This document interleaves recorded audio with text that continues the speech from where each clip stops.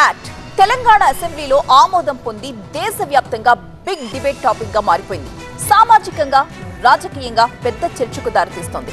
ఆధునిక జీవితంలో బిజీ అయిపోయిన బిడ్డలు వృద్ధాప్యంలో ఉన్న తల్లిదండ్రుల్ని పట్టించుకోకపోవడం లేదు అన్న ఉద్దేశంతో తెలంగాణ ప్రభుత్వం ఈ పేరెంట్ యాక్ట్ బిల్లును తీసుకొచ్చింది.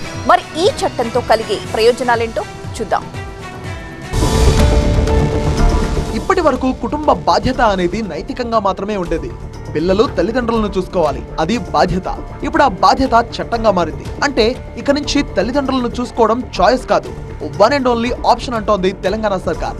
ఈ యాక్ట్ ప్రకారం ఉద్యోగి తన తల్లిదండ్రులను పట్టించుకోకపోతే తన జీతంలో 15% కోత విధించి ఆ మొత్తాన్ని నేరుగా తల్లిదండ్రుల బ్యాంక్ ఖాతాల్లో జమ చేసే విధానం తీసుకొచ్చారు. ప్రజాప్రతినిధులుగా గొప్ప గొప్ప ఉపన్యాసాలు ఇచ్చేటోళ్ళు కూడా కన్న తల్లిదండ్రుల పట్ల బాధ్యత నిర్వహించిన వాళ్ళను కూడా నా కళ్ళతో చూసిన అధ్యక్ష. అందుకే ఈరోజు ఈ చట్టం ప్రజాప్రతినిధులతో పాటు, ప్రభుత్వ ఉద్యోగులతో పాటు, ప్రైవేటు ఉద్యోగులతో పాటు ఎవరెవరికైతే తల్లిదండ్రులకు పిల్లలు ఉన్నారో, పిల్లలు స్వార్థంతో కూడుకున్న ఆలోచనతోని తల్లిదండ్రులను నిర్లక్ష్యం చేసినరో ఆ పిల్లలకు గుణపాఠం చెప్పడానికే ఈ చట్టం తెచ్చినాం అధ్యక్ష. ప్రస్తుతం సమాజంలో జాయింట్ ఫ్యామిలీస్ తగ్గిపోయాయి. దానికి కారణం ఉద్యోగాల కోసం వేరే నగరాలు, దేశాలకు పిల్లలు వెళ్లిపోవడం. ఈ ప్రాసెస్ లో తల్లిదండ్రులు ఒంటరిగా మిగిలిపోవడం కామన్ అయిపోయింది. కొంతమంది డబ్బు సంపాదిస్తున్నా తల్లిదండ్రుల మీద ఖర్చు పెట్టడానికి ఆసక్తి చూపరు. ఇలాంటి పరిస్థితుల్లో పెద్దలు ఎమోషనల్ గా మాత్రమే కాదు, ఆర్థికంగా కూడా ఇబ్బందులు పడుతున్నారు. అందుకే ప్రభుత్వం ఈ యాక్ట్ ను తీసుకొచ్చింది.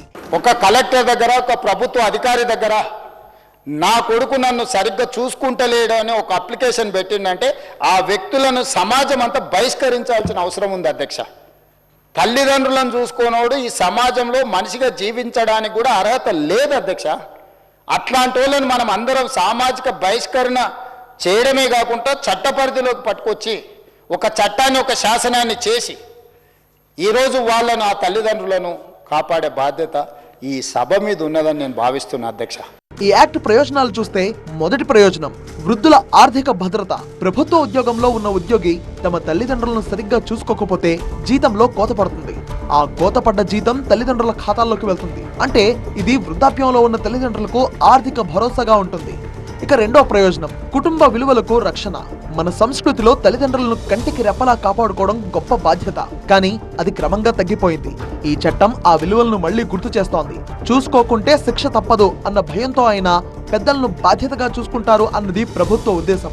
ఇకపోతే మూడో ప్రయోజనం వృద్ధులపై జరుగుతున్న నిర్లక్ష్యం, హింస తగ్గే అవకాశం. చాలా కేసుల్లో పెద్దలను నిర్లక్ష్యం చేయడం, ఒంటరిగా వదిలేయడం, కొన్ని చోట్ల మానసికంగా ఇబ్బంది పెట్టడం జరుగుతోంది. ఈ చట్టం వల్ల అలాంటి సంఘటనలు తగ్గే అవకాశం ఉంది.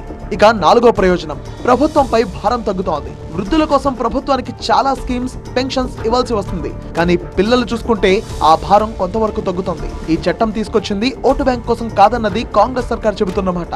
దీని వెనుక ఒక సామాజిక ఆందోళన ఉందని ప్రభుత్వం గ్రహించింది. వేగంగా మారుతున్న లైఫ్ స్టైల్లో వృద్ధులు వెనకబడిపోతున్నారు. టెక్నాలజీ, అర్బనైజేషన్, మైగ్రేషన్ ఇవన్నీ కలిసి కుటుంబ వ్యవస్థను మార్చేశాయి. అందుకే ఈ యాక్ట్ అవసరం వచ్చిందంటోంది కాంగ్రెస్ ప్రభుత్వం. ఈ చట్టం వల్ల కుటుంబ వ్యవస్థను కాపాడటమే కాదు, వృద్ధుల హక్కులను రక్షించవచ్చంటోంది సర్కార్. మరోవైపు యాక్ట్ పై పలు ప్రశ్నలు, సందేహాలు కూడా వస్తున్నాయి.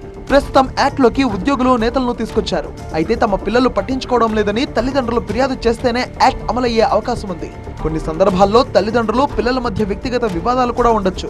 అలాంటి సందర్భాల్లో ఈ చట్టం మిస్యూజ్ అయ్యే అవకాశం కూడా ఉందన్న చర్చ జరుగుతోంది. మరి చూడాలి, పేరెంట్స్ యాక్ట్ తో అయినా పిల్లల్లో మార్పు వస్తుందా, పెద్దల కష్టాలు తీరిపోతాయా అన్నది.